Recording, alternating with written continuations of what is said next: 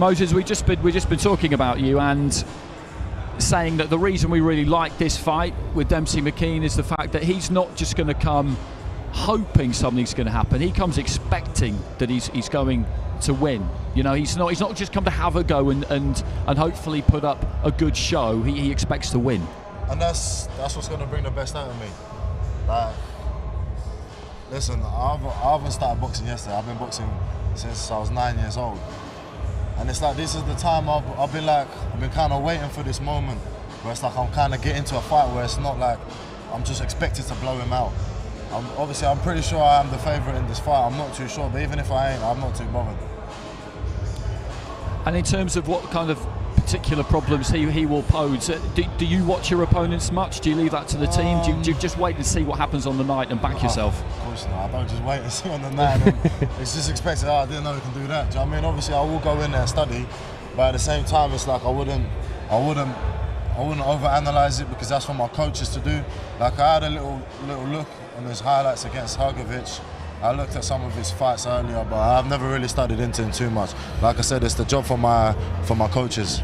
Like, I know, being around you, stable mate around you and in the gym and stuff, but what is it about you that goes, give me a Joe Joyce, give me a Demsey McKean, give me the... Because Johnny was saying just where you came up, the obvious comparisons between you and Johnny Fisher, and the trajectories and the different choices of opponents. What is it in you, about you, that goes, no, I want this guy, I want this name, I want this stature of opponent? It doesn't matter for me. Like, as you know, obviously you're in my stable. I know, I'm just saying for everyone else to hear. It's the hardest thing in the world to get me sparring.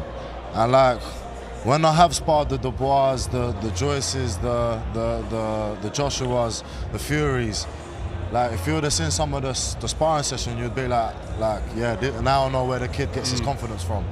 And like, obviously, I know that sparring and fighting is two different things, but it still kind of shows you where you're at skillfully. And listen, it's a step up. It's a step up. I'm happy. And the comparisons with Johnny Fisher, I just don't see it. Like, I've been boxing since I was a kid. He's only just started not too long ago. And he's a nice fella. I like the man. But like, listen, if we obviously do fight one day, then do you know what I mean? I don't feel like is he on your radar? Because do you look back at him, or do you look alongside of you? I don't look back at him. I don't look alongside him. I don't look in front of him. He ain't even really in like my kind of. There's no disrespect to him. Yeah, I understand. But I don't really like look at him. Like, I'm more like, I'm not even fixated on any opponent really. I'm just kind of like looking at my own game and what I can improve on, and then who's the next victim. That's all. I'm not really too bothered about who's there. Do you know what I mean? I'm not trying to make trouble, but do you feel like you two will probably fight at some point? Well, it's a little bit hard because we've got the same trainer. At the moment. So unless Ben's going to do alternate corners, maybe we do odds and evens, flick a coin or something like that, it might be a bit difficult, but who knows in the future? Who knows in the future what may happen? Because obviously I'm a little bit older, a little bit further ahead, but he is storming forward with the opponents he's choosing, with his way up the rankings and things like that. So yeah, look, it's a possibility, but at the moment it's unlikely, and for a good beneficial reason on my part at least. I've just gone through enough of a big heavy war, not my last one, but the one before at least, so I'm not trying to get stuck into a big heavy war anytime soon. That was an excellent answer, I have to say. That was an excellent answer, very well handled. Logistical problems at the minute would make that fight difficult, but things change, you never know. Just before we let you go, the main event, those fighters will be up at the top table before too long.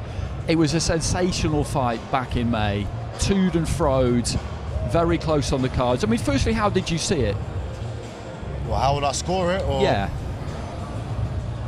Do you know what? It's exactly how I scored the Ngannou Fury fight. It was like, when I was there, I thought that Fury won that fight. But when you watch it on TV and you kind of see all the angles, I feel like, do you know what I mean, there may be a different perspective to it.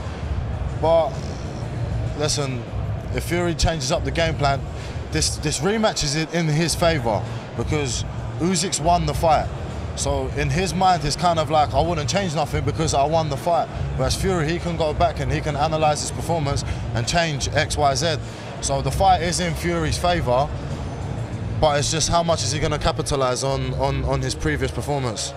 And when you look at the level of boxing that was going on in there, the standard that they both provided, how far away from it did you feel that you are currently, or do you feel that you're not?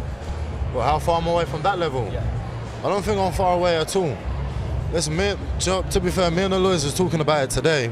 It's like, when I grew up here, obviously, you got this thing where it's like heavyweights, it's like, heavyweight boxing is like one sport. And then you got like all other sports, meaning it's like, you haven't got to be too skillful in the heavyweight division to win a world title, as long as you can crack.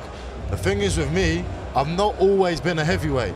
When I learned how to box, I was little. Like when we went to the European Championships, I was a light heavyweight. So I kind of got the skill of the little guys. And then it's only like when I got to like maybe 14, 15, then I kind of blew up to a heavyweight. But I still got that skill level as a middleweight or whatnot, and I feel like that's what works in my favour. And not only that, I feel like, listen, I don't want to blunt, but I'm trumpet, but I feel like I can bang a little bit.